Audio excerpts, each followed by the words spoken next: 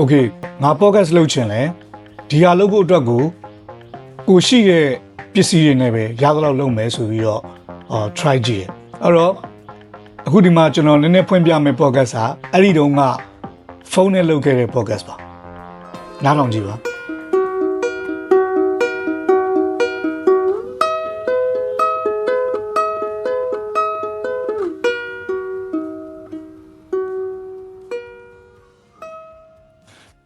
ကျွန်တော်တို့ဘက်မှာတော့အဲ့ဒီနေ့ညပိုင်းမှာမီးတွေပါပြတ်သွားတယ်ဒီရက်ကွက်လုံးကညနေ6 နာရီလောက်ထဲကတိတ်ဆိတ်နေတယ်လမ်းပေါ်မှာလူသိမ့်မရှိကြအောင်အဲ့တော့မီးတွေပြတ်နေတဲ့အချိန်မှာရက်ကွက်ထဲမှာဘာမှမကြားအောင်အကုန်လုံးက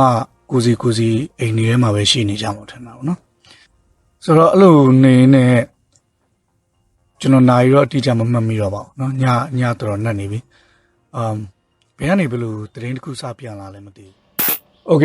ဒီဗီဒီယိုမှာတော့ကျွန်တော်တို့ podcast တပုတ်အစအဆုံးလုပ်ဖို့အတွက်ကိုအတန်တွေဘယ်လိုသွင်းမလဲအတန်ဖန်းတဲ့နီးစနစ်တွေဘယ်လိုလုပ်မလဲစကားပြောတဲ့အခါမှာဘယ်လိုနီးစနစ်တွေနဲ့ပြောမလဲ